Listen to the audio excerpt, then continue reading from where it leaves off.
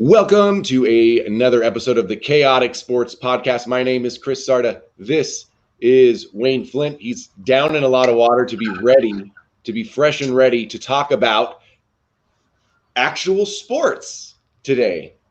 I guess MMA is a sport. I shouldn't say it's not a sport. I mean, to me, it's just, brutality with rules. But for those that don't know, we are typically a sports podcast.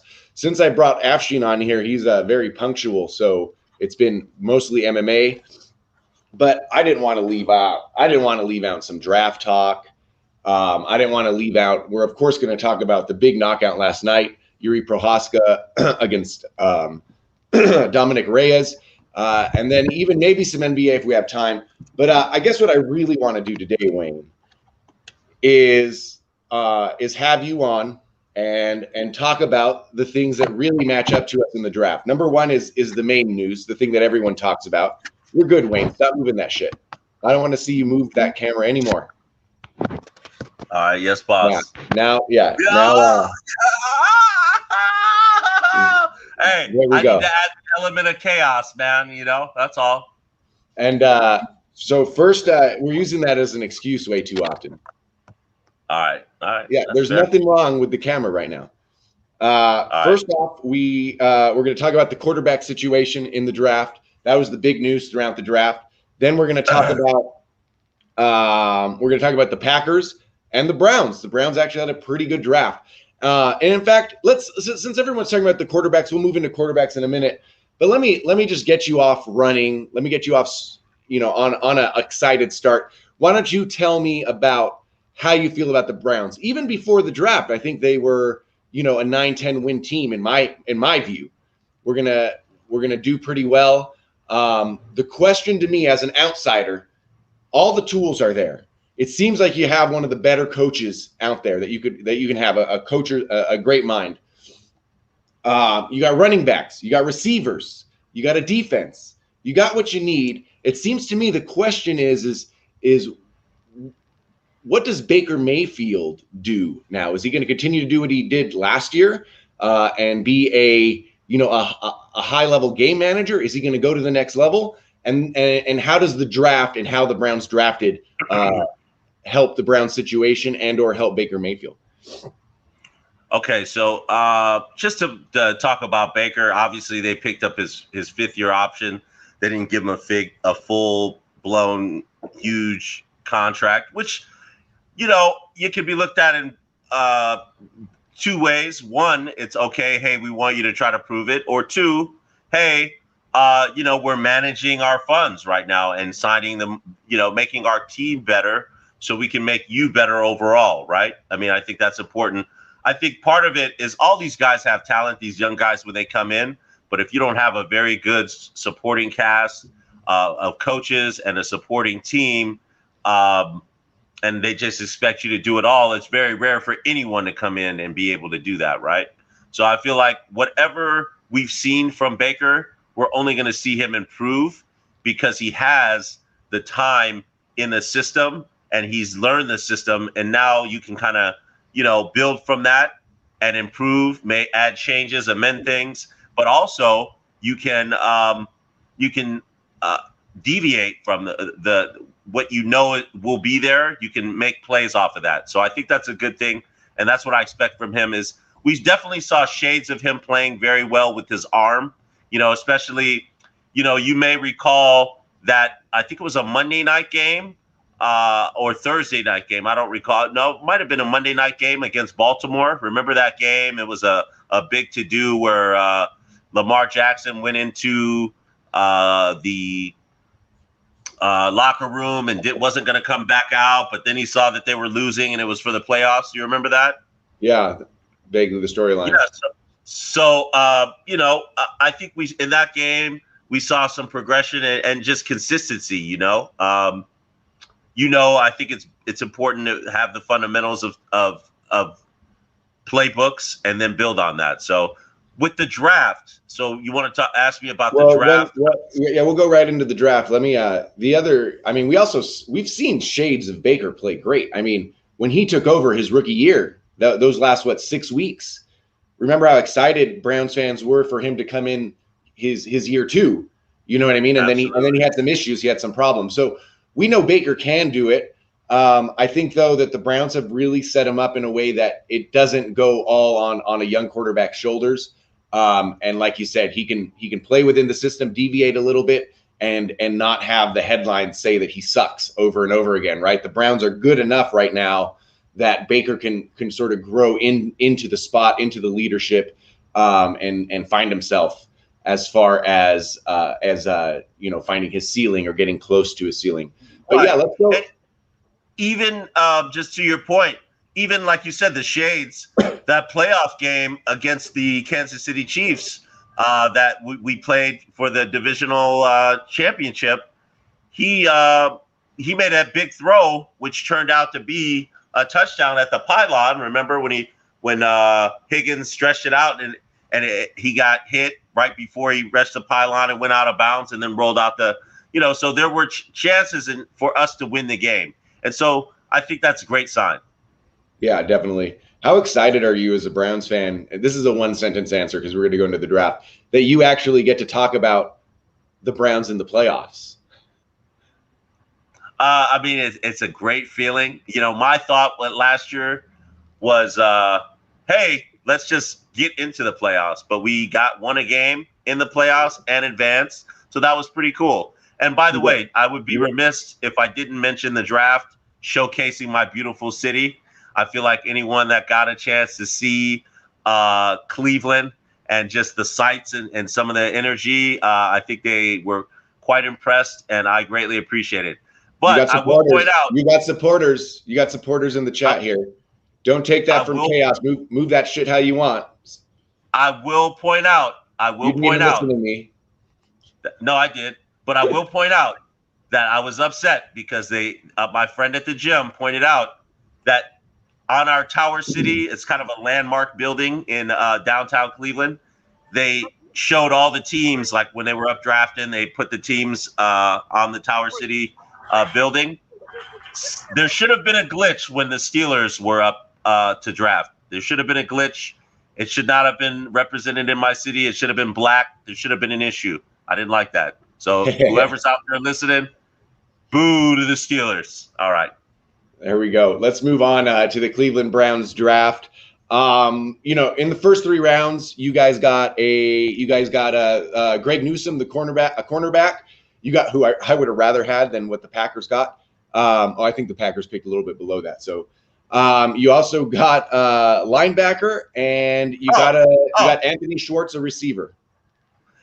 Just to hold on, buddy. The Browns went a little bit further in the season, so I think the Browns picked after the Packers. No, they didn't. What are you talking about? The Packers were a play away from the Super Bowl. We've talked about that for hours and hours. The Packers are in the NFC Championship again. Yeah. It just appeared to be like no. Yeah. You're negative. What was their pick though in the draft? The Browns it was 28. It was 28. Not only did the Packers pick, like the 5th best cornerback or 6th best cornerback, they picked the 2nd best cornerback. We're gonna get to the Packers. I'm gonna complain a lot about the Packers. Let's stick to the Browns right now. So give me your initial reaction to first 3 rounds of picks to the Browns. Okay. So what I'll say is this: I was very happy that we addressed our needs, but we didn't go. A lot of teams they choose to go up and chase something to get that one need met that they believe they need. I feel like the Browns did a great job picking. I like him because he's not a cornerback that is too small, but he is also not too big. So it's that the problem with the current Browns corners are they're always injured. We got Greedy Williams, who should be a good corner and be able to compete with some of the better wide receivers in the league, especially some of the number 2s. But he injured his shoulder where there was nerve damage, and there was a big problem rejuvenating the nerves in the shoulder. So he didn't play. So that's one draft pick that we didn't have as a corner. And Denzel Ward is great too. One of the best one of the elite corners in the game, I'll say right now. And he's sometimes hurt too. So these guys are not bigger because you got to be fast and have good hip movement. So I think this guy, this kid that we drafted in the first round at the 26th pick is one. He's very smart. He went to Northwestern, so that's awesome, right? So you'll be able to diagnose defenses, make some plays off of what you already know. So that was great. And the need that I really wanted addressed was a linebacker. And I'm so excited that we got a linebacker now.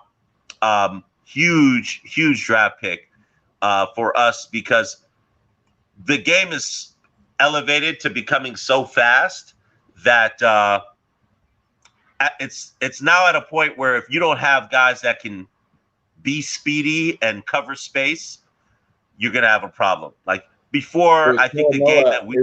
Is Koromoa a day one starter? Is he starting on day one? Yeah, on week one? Absolutely. And the reason I say that is because I think we're going to end up letting go of some of our linebackers because we got a nice core of linebackers.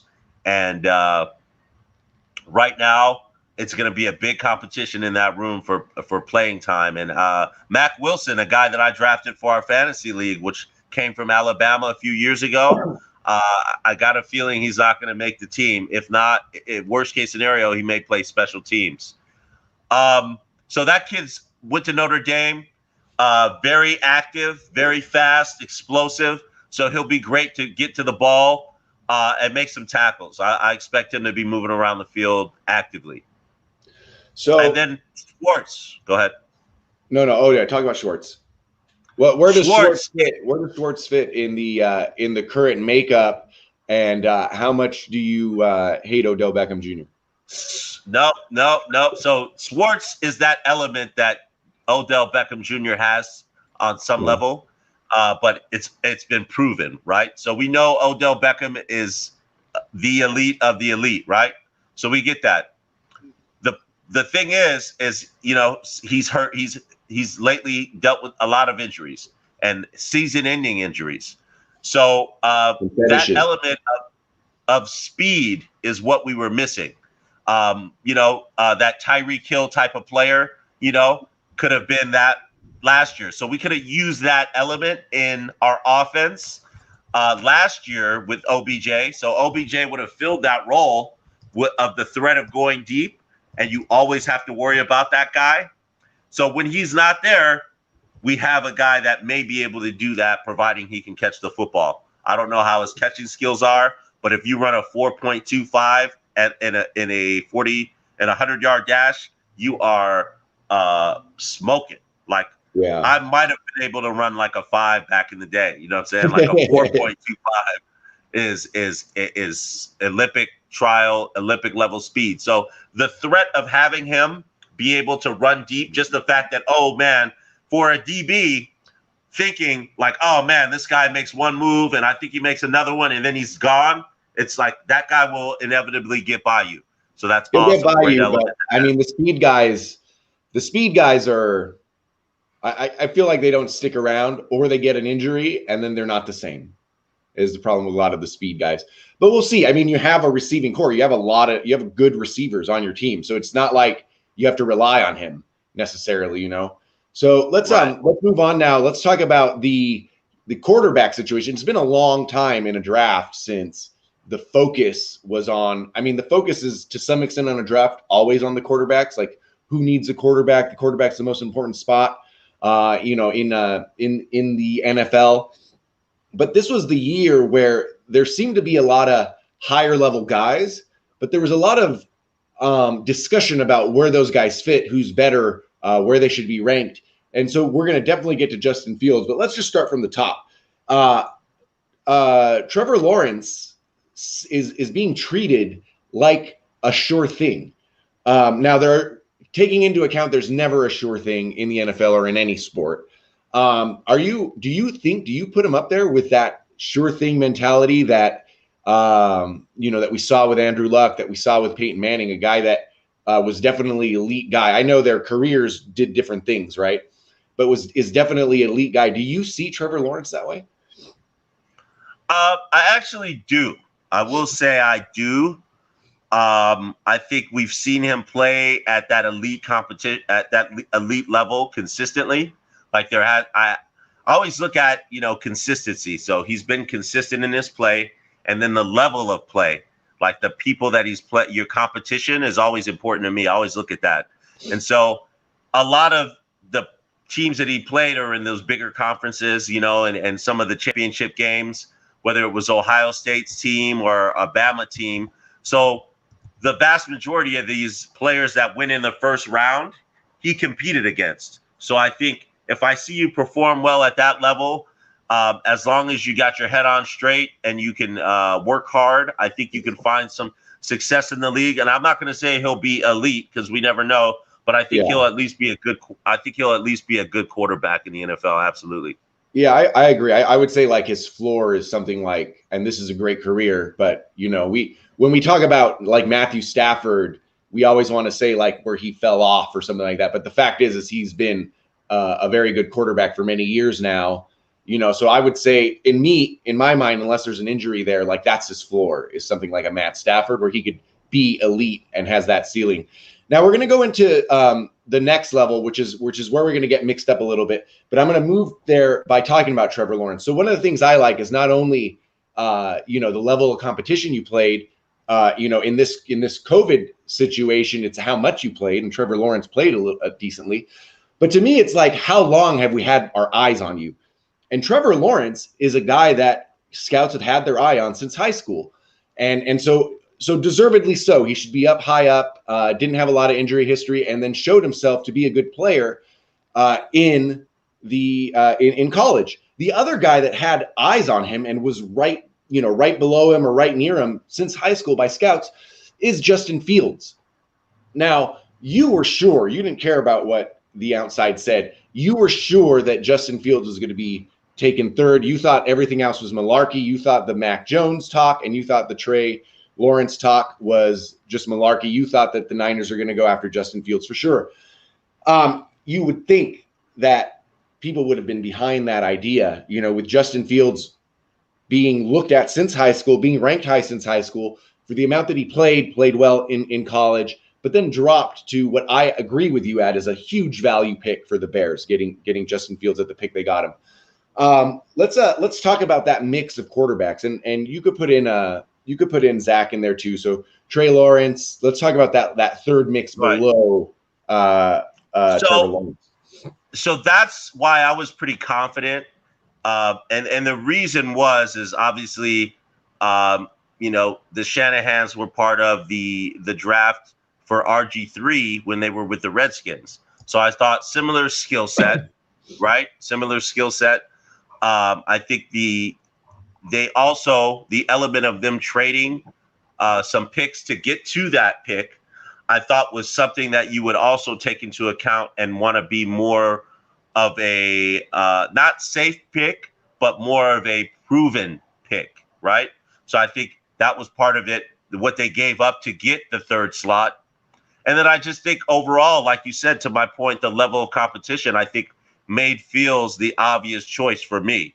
I look at it as if me and you are in a bout, and or me, if you start to fight and you're a fighter and you start beating up the guys at your local beer spot and you're killing them, then you go to some amateur ranks and you're killing them, and then you get to the UFC and you struggle, right?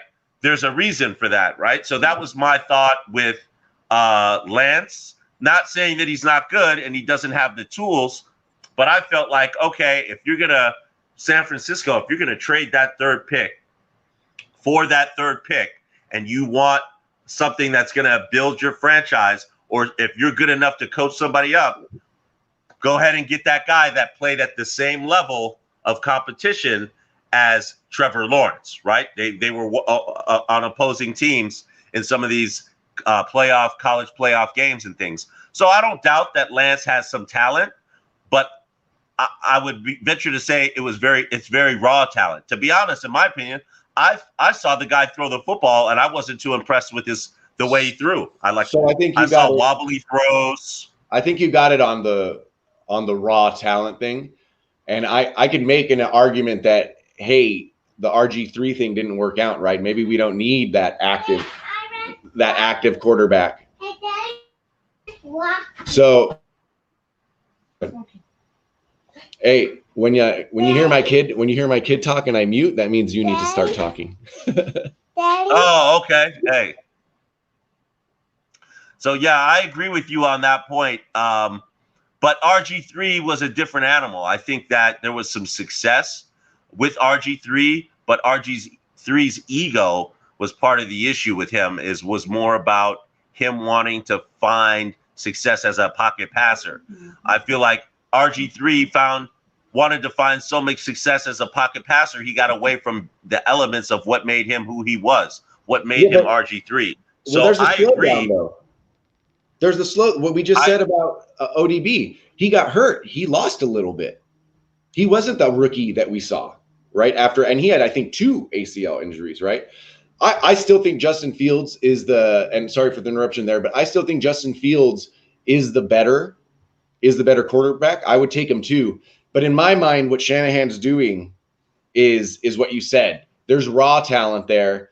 And I think a lot of these young coaches now, the Jordan Love pick, which we'll talk about in a minute from last year, a lot of these young coaches now, they want to put the mark on something, and they see something in Lance that through development, it's going to be the Shanahan game. It's going to be the Kyle Shanahan game that I built this quarterback. He was raw. We made him what he wanted to be, what he needed to be. And to some extent, that's what LaFleur is doing with Love, I think.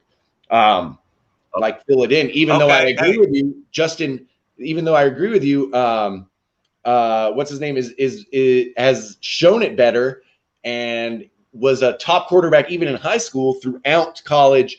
And I think that's why I think the Bears got the deal of the century. And until the news this week, I was sure that Aaron Rodgers was going to become a Bear in 2 years. I was sure he was going to become a Chicago Bear. Now I'm not so sure because I think Justin Fields is one of the more ready quarterbacks. So to your point, by the way, we've also seen the rise, the MVP caliber rise of a South Dakota quarterback, and then the automatic fail and dramas of and Carson Wentz, right? Yeah. So he was a very coveted quarterback, but he had some success. But apparently, what was one of the biggest points that a lot of people thought was that he lost his confidence, right? So if you come into the NFL and you're playing against competition at North Dakota State and you're shining, and then you come into the NFL and you play at an MVP level for 1 year, and then it's not the same anymore, can you combat that? Do you have the mental fortitude to not get replaced by a guy that was a backup quarterback in the kid in, what's the kid's name in Philly now that replaced him? Oh, it slipped my mind. But yeah, he got replaced by a backup quarterback. Right. So he was a backup quarterback. He got booted out of Alabama. He left Alabama. Jalen Hurts. He got booted out of Alabama, went to another school in Oklahoma, and then came to the NFL and booted Carson Wentz out of his job. So how good are these North Dakota quarterbacks really? Yeah, I mean, Carson Wentz, there's a little bit of injury. There's a little bit of confidence. And Jalen Hurts, I'm not sure Jalen Hurts was necessarily chosen over Wentz. I think the Eagles just are going to like rebuild mode. And if Jalen Hurts is good, he's good. You know what I mean? I think they're moving to real rebuild mode. But I agree with you with Trey Lance. I think I see what Shanahan's trying to do. Maybe he sees a high ceiling in him, and I'm such a good coach, I can reach that. How about these quarterbacks? How about these quarterbacks? What do you contrasting them against Zach Wilson? Do you think Zach Wilson's the clear number 2, or do you we all know why you like Justin Fields, but I liked what I saw from elements of his game. Like, I said in South Dakota State with Lance, like I was not impressed with the way he threw the football. That was also a big factor for me. Like, not impressed. Now, Wilson looks like he has all the tools, and I did like the way he threw the football, and he's smart, right? So we know he went to BYU. That's not you got to be smart, and I think he's got a competitive drive and fire that may make him find success, but you never know. There was only one Or no, I take that back. I was going to say there was only one BY quarterback, to my knowledge, that found success in the NFL. But I think the guy that was aside from Steve Young, who was the Bears quarterback, I think he also went to BYU. The Bears quarterback back with Refrigerator Perry and McMahon? Man. McMahon? Yeah, I think McMahon went to BYU, actually. I don't remember that. Oh, yeah, he did. He did. Oh, Ty Detmer is also a BYU guy. Score one for Wheezy. But I don't like attaching either, because here you go. That you have to be careful about attaching it to a college, right? Because that's great. I mean, Ohio State's always going to play the better teams. They're one of the better college programs, right? They're always going to play the better teams. So you're going to say that about every quarterback. I mean, where are the great Ohio State quarterbacks? Good point. Hey, good point. Where are the great Alabama quarterbacks? It's a different game. Hey, because Haskins surely proved not to be a successful one. So that maybe that's why that would be, the only reason I would think that they had some trepidation in San Francisco with the number 3 pick is because of Dwayne Haskins. Yeah. I mean, at the end of the day, these coaches, this new thread of coaches, these 38-year-olds or whatever, you know what I mean? These 42-year-olds, at the end of the day, they're looking to make their mark. And the way you do it, they all seem to come from offensive mindsets. They all want their quarterback there, and they all want, they don't want Peyton Manning. I mean, Bruce Arians wants Tom Brady. You know what I mean? He wants a guy ready out of the box that he could, you know what I mean, that'll listen to him. But these younger guys seem to all want to make their mark as if they're the quarterback. It's almost like and we're going to transition now into the Packers, I guess, because we're running out of time. But okay. Go ahead. Go ahead. I was just going to say, to the point, though, the elite guys that we know, they all come from those larger programs, right? Aaron Rodgers went to Cal. We got Baker went to Oklahoma. Matt Stafford went to Georgia. We got you know what I mean? Like, you got to play against that elite level of competition. That's important to me. Go ahead. Yeah, I mean, a lot of quarterbacks, it seems to be like who's the smartest, who's the scout or the GM that can see something in the quarterback outside of that. Because there's a lot of good quarterbacks come out of small schools too, Like it's Brett Favre comes out as Southern Miss. Different era. Different era. Give me era. You know what I meant. I know what you meant. But overall, though, in general, like, give me a guy aside from Carson Wentz that came out from a smaller school that found success, and his was very short-lived. I mean, no one found success. We've been talking about Brady, Rodgers, and Breeze, and to a certain extent Manning for the last 12 or 13 years. They've been the elite guys. We finally got Patrick Mahomes in. Patrick Mahomes is the only guy that I see that looks like he could be in that elite level. Everyone else, even what's his name in Baltimore, I still got to see him do that for 6 years. So it's hard to say what elite guys have really come out aside from Patrick Mahomes. And he went to Texas Tech. I'm just talking about small schools. I'm just talking about the possibility of small schools. That's a big conference that he played in. You know what I mean? So I just think it's important to be able to play against that competition. Because believe me, BYU plays against Navy. How many Navy recruits do you see out there in the NFL, right? So the guys are faster. They're breaking on the ball faster. They're getting to you faster. So I agree. All of those. I agree with you that I like it. I like them playing a higher level competition. You know what I mean? I think all these weights are a lot lower. And if you're a good scout and you're doing this full time, you need to see something special. Do you know what I mean? Like no one obviously saw it in Aaron Rodgers. And then even worse, no one saw it in Tom Brady. No one put enough weight behind Tom Brady's competitive advantage. No one put enough weight behind what Rodgers was, for him to drop at the end of the first round. And there's a lot of examples of that, So let's move on. Right. Let's transfer on to the Packers situation. So background, everyone knows this because it's, whenever a Packers quarterback starts getting grumpy, it somehow gets onto the front page. But Aaron Rodgers, stat wise, didn't have a great season 2 years ago. Still 2 years ago. Still, though, he switched to game manager and got his team to the NFL or to the NFC Championship. Then in the draft, when he desperately needed a receiver, and that's what everyone thought. I didn't think that, by the way. I think if they wanted to get a receiver last year, they should have traded for it or signed one because receivers aren't good right out of they're very rarely good right out of the draft.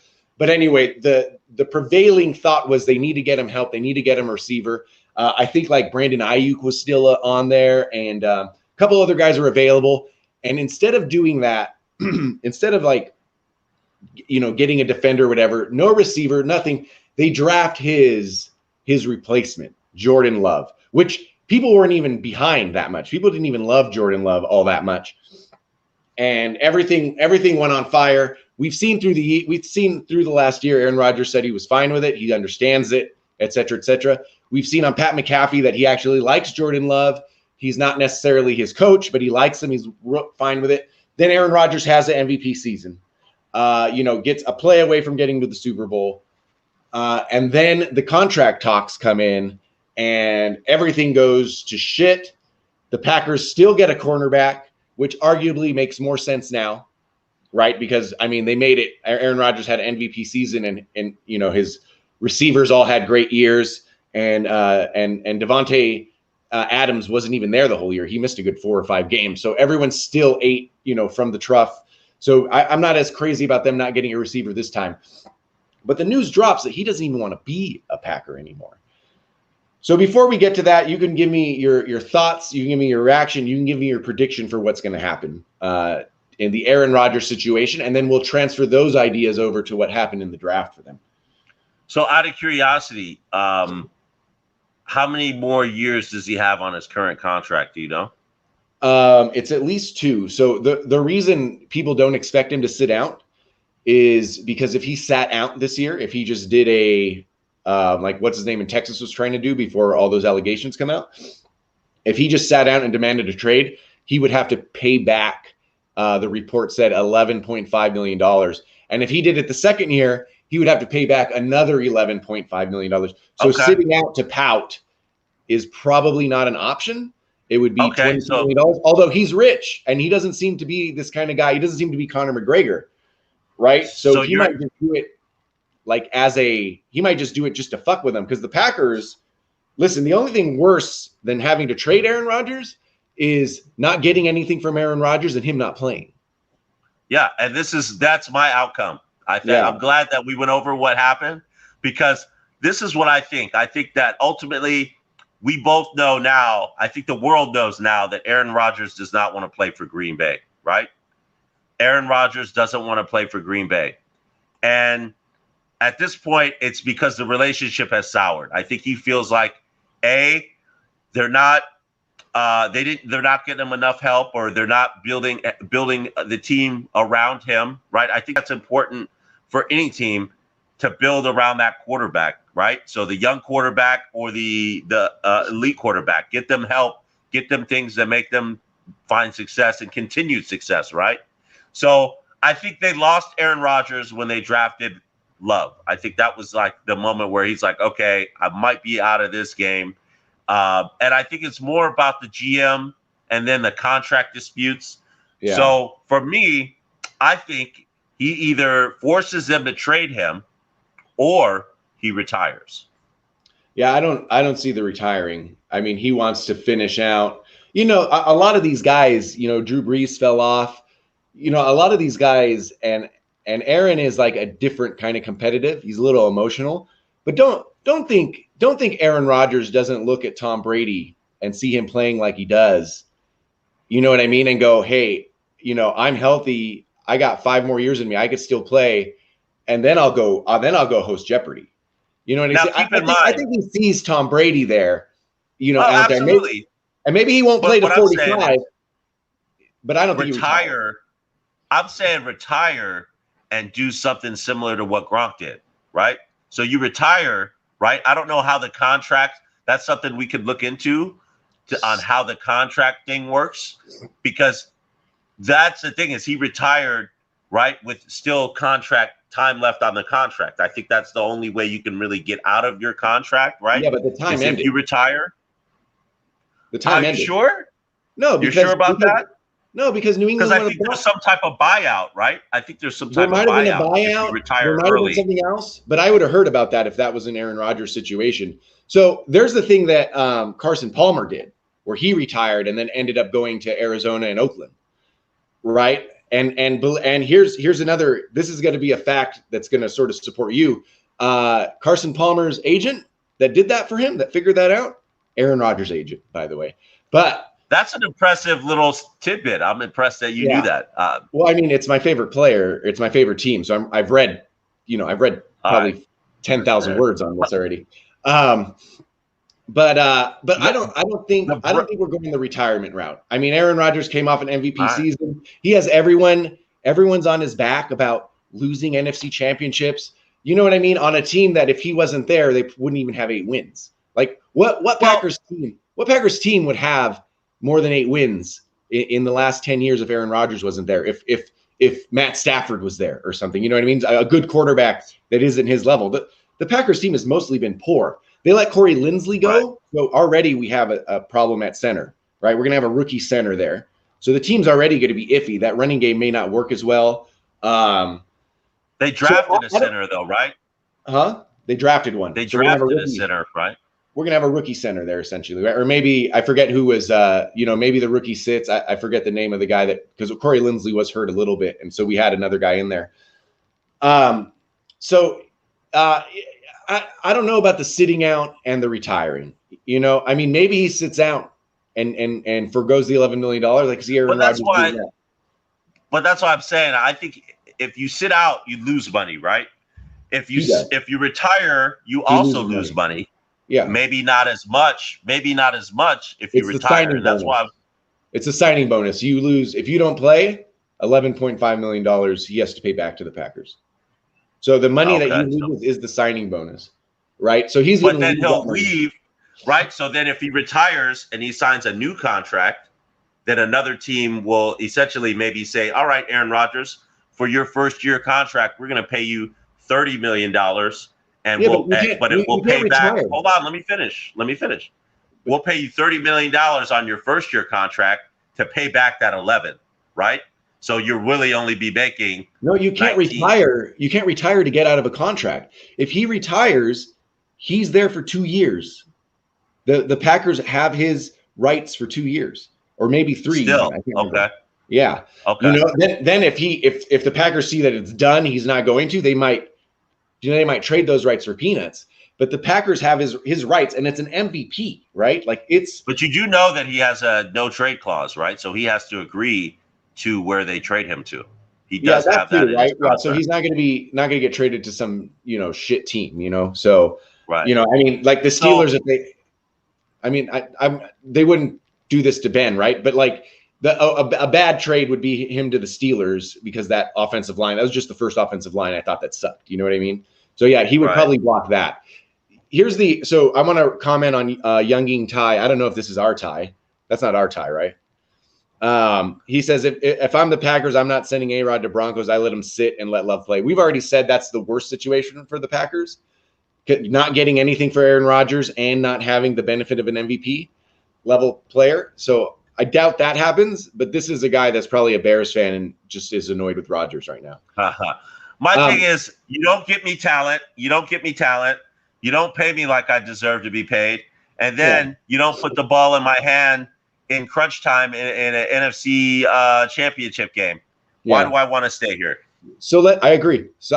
And that's why I'm not hurt by him wanting to leave. So let's talk about the trades. The one we're hearing the most and the one that supposedly was near done was him to the Denver Broncos for 3 draft picks and maybe Drew Lock or some bullshit. I don't get that trade. The only trade that sort of makes sense to me, an iota of sense, is 2 or 3 draft picks, 2 or 3 number 1 draft picks, and Aaron Rodgers to the Raiders for Derek Carr. And the reason is, and I'll let you react to this, the reason is if the Broncos, Drew Lock is not, he's nothing, right? I mean, I'm sure he's a great guy, but he's not someone that you're going to win games with. So as soon as you trade Aaron Rodgers to the Broncos, that team is now actually very good. And all your first round picks are going to be in the 20s. right? And the Raiders pick is the same idea, except at least you get Derek Carr. Like Derek Carr is at least a Pro Bowl, like, you know, a guy that could be in the Pro Bowl. And you get those first round draft picks, right? So I'm gonna let you react to that thought, because all I'm hearing is Browns and 3 first round draft picks. Broncos, and I get how that works for the Broncos. I don't know how the hell the Packers decide to do that, right? And the only one that sort of makes sense, and maybe Trevor Lawrence. Maybe he goes to the 49ers, but there's such a history between the Niners and the Packers, even though they're not in the same division. A lot of people are like, they will trade Aaron Rodgers to the Lions before they trade him to the Niners. But, you know, I don't see the Broncos are what everyone's talking about. I don't see how it works. So react to those ideas on the trade.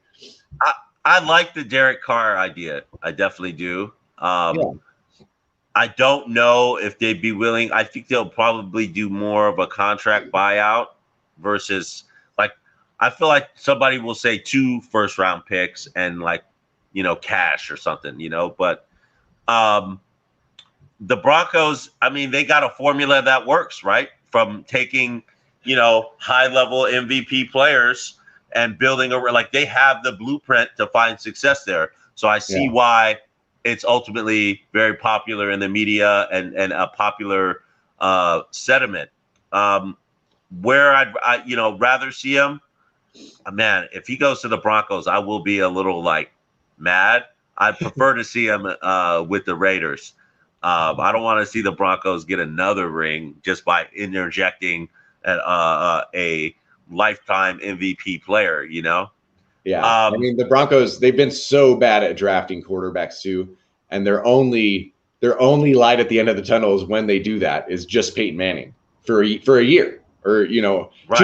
2 years, actually. He just fell apart in the Super Bowl. But yeah, I see that.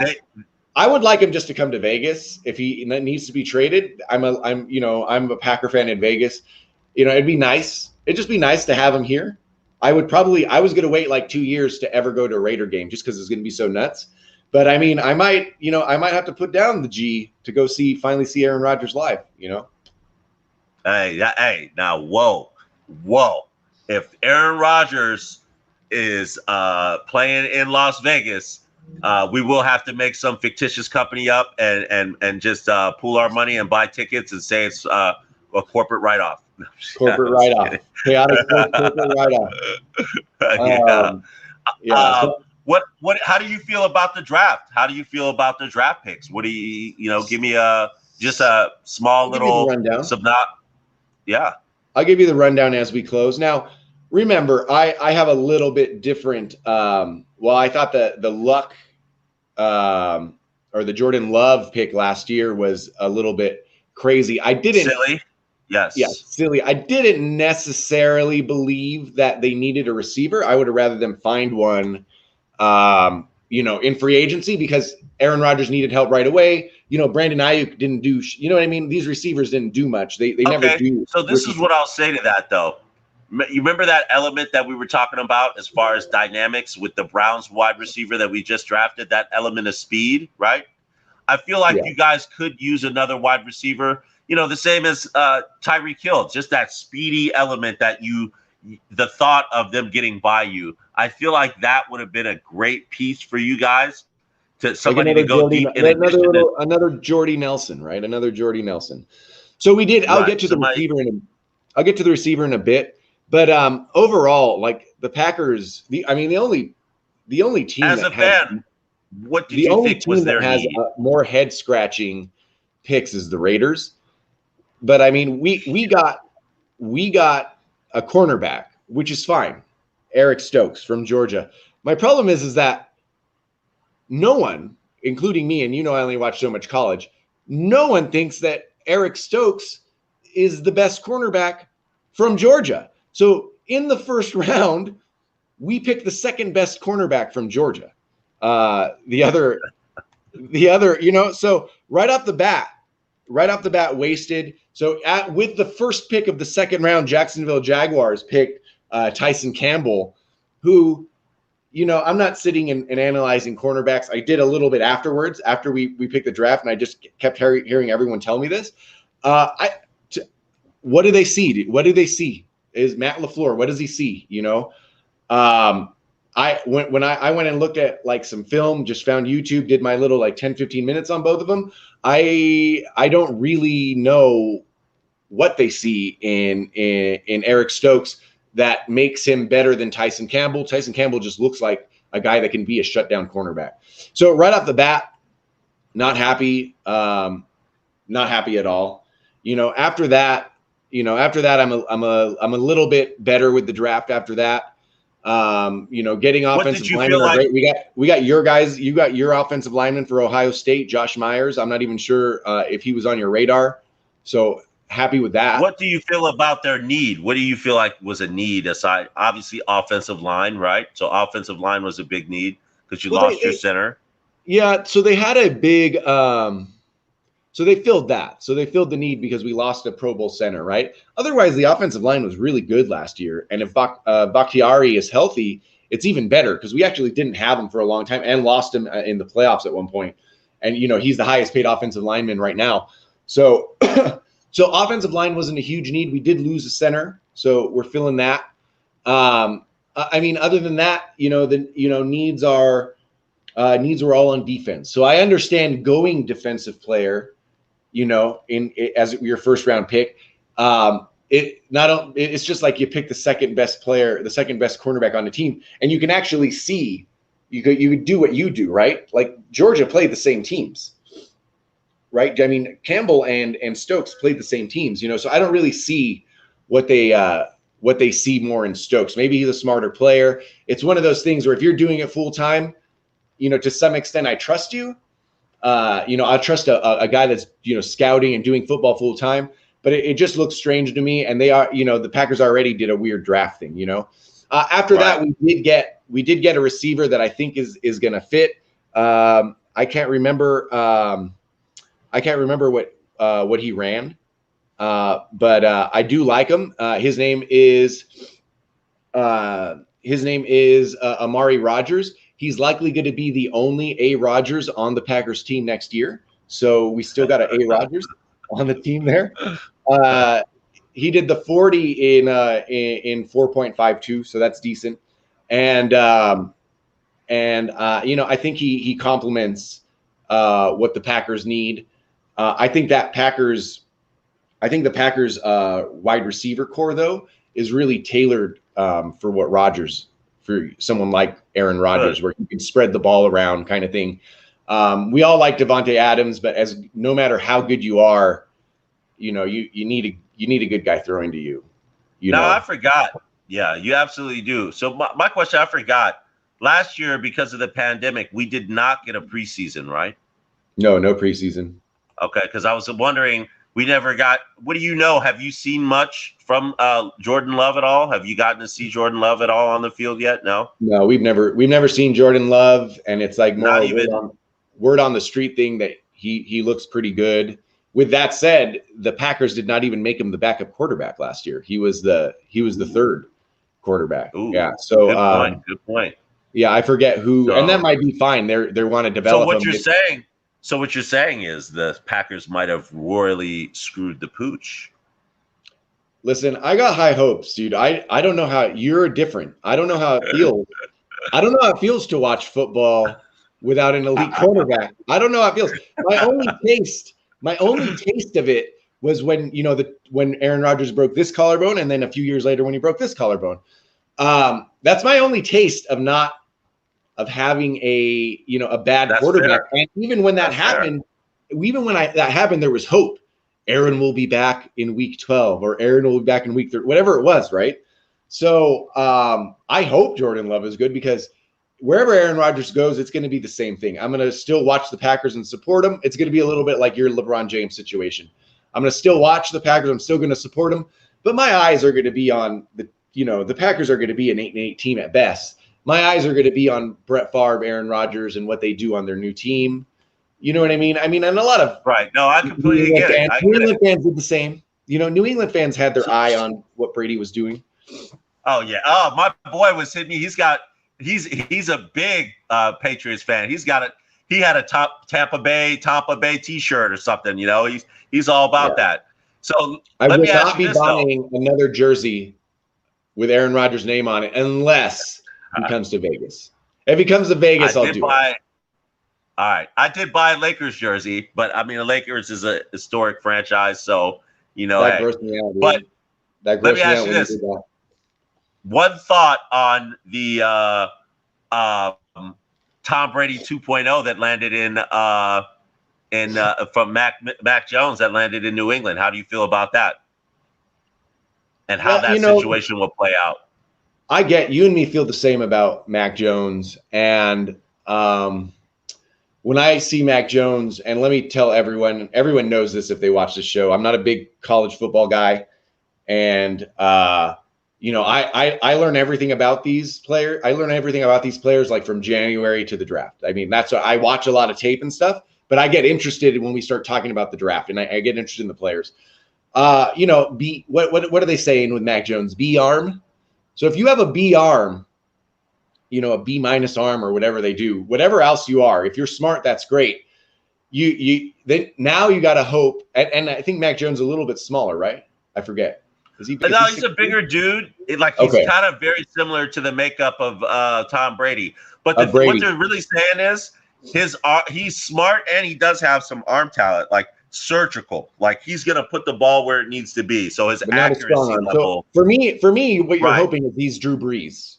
He's accurate, right? You're hoping that he's accurate and gets the ball out quick, makes quick decisions, smart type of thing. So how do you think that'll play out with Cam there? Do you think Cam will end up being the starter week one? Or maybe in week one, I think Cam will still be the starter. I think what's important with Belichick, and this is what I don't know about Mac Jones and what we do know about Cam, is, what Brady was for most of his career. You know what I mean? He was, and I'm not saying this, I'm not trying to get into I don't like Tom Brady talk. Right. But he was very obedient. I'm not trying to get into it, but he's very obedient. Like he bought into the system. That's a little disrespectful, but it's okay. A little disrespectful to the great, but that's okay. Yeah, but he bought into the system and he wanted to win, and he knew Belichick was smart. He knew what he was doing, and it got sour at the end, but for 20 years it was great. It worked out perfectly. So Cam is a little bit on his, a little bit in his own world, and good for him. He's a great quarterback, maybe not Hall of Fame great, but he's an important quarterback in this era. So my question is, what's Mac Jones? Is Mac Jones there? Is Mac Jones gonna buy into this? Does Mac Jones have that? I think he will. Yeah. I mean, remember he came from Alabama, so Saban has that knowledge of him. So he's got that inside track on information on the kid's capabilities and what he can do. So I think this is a great matchup. But I also think that Cam is going to end up being the starter for the year, because I see that they actually built the team around Cam this year, right? So we have the two tight ends, and people forget Greg Olsen was a perennial Pro Bowler for years. Why? Because of Cam Newton. He needed that chemistry. And last year they had an epic fail when it came to drafting tight ends. They drafted 2 tight ends last year in the draft, and I drafted one of them for my fantasy football team, and I got no production. So let me tell you, they were terrible, both of them. So I'm excited to see how they turn out. So what I will say is 2 more points for one more point on the draft with Wilson.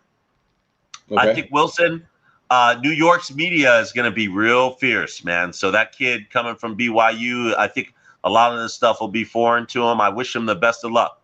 Oh, and I do want to drop a little gem to you. I know you want to close out the show, but I want to tell you, if you run the numbers, it's really no numbers to run, but if you were to run the numbers, I think you'll be let me ask you a question.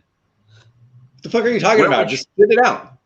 Where would you rank Baker Mayfield in the rankings of quarterbacks in the NFL right now? I would rank him as a great topic for the next show. My name is Chris Sarda. This is Wayne Flint over here. You can find us at Chaotic Sports. At Never Do I Lose. Find us right there. We'll talk to you on Twitter. We'll see you next time. Baker in the top 10. Rank. Let's go, Brownies. Let's go. Come for that tomorrow.